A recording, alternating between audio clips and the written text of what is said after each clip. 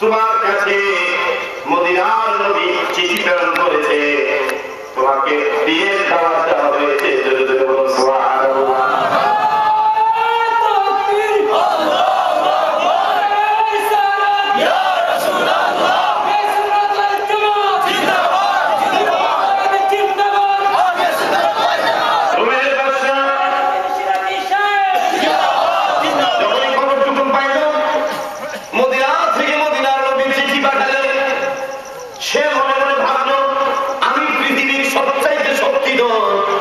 ইরানের মতো দেশকে আলাইরা রাহমাতুল আলামিন নবী চিঠি প্রেরণ করলেন। চিঠিটার গুরুত্বটা একটু বেশি করে দেখে নিন। আল্লাহ নবী সাল্লাল্লাহু আলাইহি সাল্লাম চিঠি মোবারক দাহিয়াতুল কালবি নিয়ে ইরাক রোমের বাদশার সামনে হাজির হয়ে বললেন, আমার এই চিঠি আল্লাহ নবী প্রেরণ করেছে আপনার মাধ্যমে দেওয়ার জন্য। সে বলল, চিঠিটা দিয়ে দাও। আল্লাহ নবী সাহাবীরা নবীকে কিভাবে অনুসরণ করবে? বললেন, এই চিঠির মর্যাদা কত তুমি জানো নিবাসা?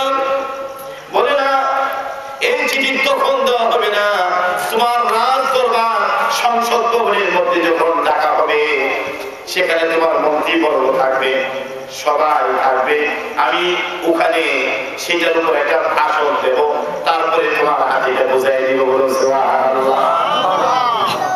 বাদশাহের ব্যাপারটা কি? সেই মদিনার মরুভূমির একজন নবী ওর চিঠিকে এত মর্যাদা দেয়, কি করবে? সে স্পেশাল মিটিং ডাকলো, সমস্ত মানুষেরা হাজির, তার মন্ত্রীবর্গ হাজির।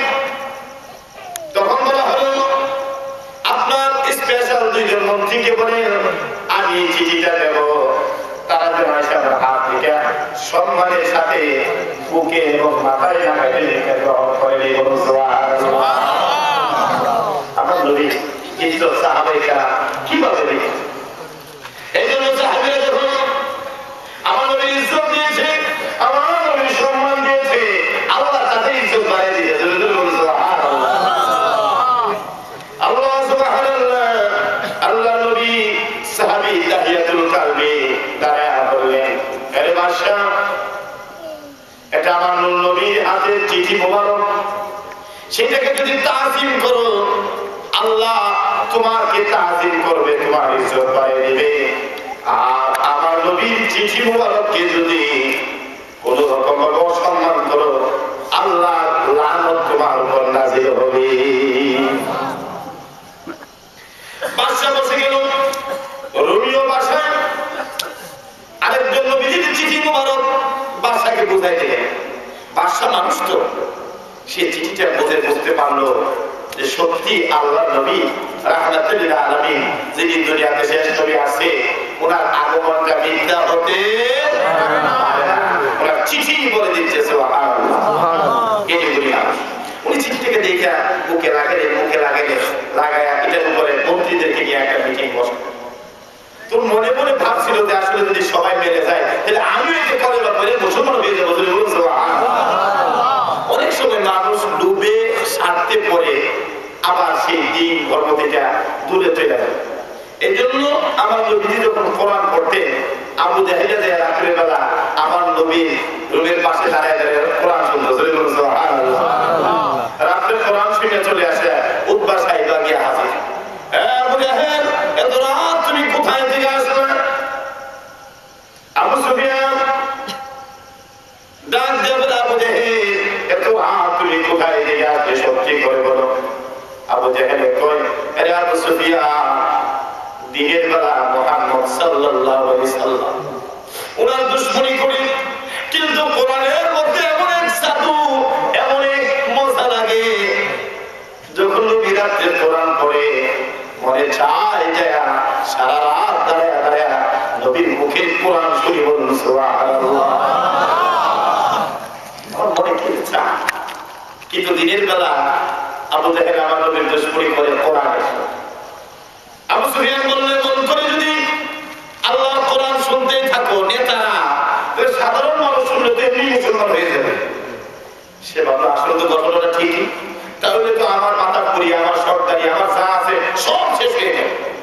সে যে স্পেশাল মিটিং ডাকলো, খানায় কাবার সামনে ডাইকা বললো কি আগামীকাল থেকে আর কেউ সেই কোরআন শোনার জন্য কোরআনের পক্ষে কেউ কথা বলতে পারবে এবং সেই মিটিং এর কথা কোরআন কারীম আল্লাহ আমাদের জানাতে দিলেন ওয়াকালাল্লাযীনা কাফারু লা তাসমাউ লিহাযাল কুরআন ওয়ালগাউ ফীহি লাআল্লাকুম তাগলিবুন ওয়াকালাল্লাযীনা কাফারু কাফিররা বলা শুরু করলো লা তাসমাউ লিহাযাল কুরআন আমরা কখনো কোরআন শুনতে যাব না তারা এই নিয়ে হট্টগোল করবে বাংলা মাথাবে যাতে কোরআন আওয়াজ শুনতে তারা না যায় আমাদের মনে ভাবলো যেহেতু গতকাল স্পেশাল মিটিং ডেকে বন্ধ করে দিলাম আজকে মনে কেউ আসবে না আমি গিয়ে একা একা একটু আল্লাহ নবীর কোরআন শুনে আসি জোরে বলুন সুবহানাল্লাহ কোরআনের মধ্যে আল্লাহ কি জিনিস এজন্য আমি আয়াতটুকু পড়ছিলাম আল্লাহ বলছে আর রহমান আল্লামাল কোরআন দয়াময় আল্লাহ যিনি আল্লামাল কোরআন যিনি শিক্ষা দিয়েছেন কোরআন খালাকাল ইনসান এবং সৃষ্টি করেছেন মানুষ তাহলে আমি বলতে চাচ্ছিলাম আর রহমান দয়াময় আল্লাহ আল্লামাল কোরআন যিনি কোরআন শিক্ষা দিয়েছেন তারপরে দ্বিতীয় নম্বর আয়াত হলো খালাকাল ইনসান যিনি মানুষ সৃষ্টি করেছেন মানুষ সৃষ্টি আগে না কোরআন আগে কোরআন আগে কিন্তু ধারাবাহিকভাবে আমরা সৃষ্টি হই তারপরে আল্লাহ কোরআন শিখি আল্লাহ রাব্বুল আলামিন আয়াতটুকু এইভাবে বলতে পারতেন যে আমি দয়াময় আল্লাহ মানুষ সৃষ্টি করেছি কোরআন শিক্ষা দিয়েছি কিন্তু আল্লাহ এমনটা না বলে বললেন আর রহমান আল্লামাল কোরআন খালাকাল ইনসান দয়াময় আল্লাহ যিনি শিক্ষা দিয়েছেন কোরআন এবং সৃষ্টি করেছেন মানুষ অর্থাৎ আল্লাহ রাব্বুল আলামিন এই আয়াতে কারিমের তাফসীরের মধ্যে আছে যে যেই মানুষ পৃথিবীতে আল্লাহর কোরআনের ছায়া থাকবে তার জন্যই এই সৃষ্টি পূর্ণতা পেল আর যারা আল্লাহর এই কোরআনকে গ্রহণ করতে পারল না তার জন্ম তার সৃষ্টিটাই যেন দুনিয়াতে অর্থাৎ অসম্পূর্ণ থেকে গেল তার মর্যাদা আল্লাহর কাছে হতে এজন্য রাসূল বলছেন যার ভিতরে কোরআন নাই তার বাড়ি তার ঘরটা যে বাড়ির মধ্যে ঘাসপালা নাই সেটা যেমন আপনার উজাড় বাড়ি যে মানুষের ভিতরে আল্লাহর কোরআন নাই সেই মানুষটার মর্যাদাও সেই গাছপালা ঘর বাড়ির একটা বাড়ির মতো যেমন করে ওই বাড়িটার মূল্য নাই ওই মানুষটার মূল্য আল্লাহর কাছে নাই এই জন্য আমার ভাইরা আল্লাহর কোরআনের মর্যাদা এত বেশি তাহলে কথা বলছিলাম সে এত বেশি জানার পরেও আল্লাহর নবীর এই কোরআনের পথে সে আসতে পারে না কি জন্য তার মেধা তার জ্ঞান তার বুদ্ধি বলে দিয়েছে আমি যদি কোরআন মানি তাহলে আমার নেতাগিরি চলে যাবে আমার দুনিয়ার সবকিছু চলে যাবে আমাকে হয়তো কেউ নেতা মানবে না এই জন্য সে আমার নবীকে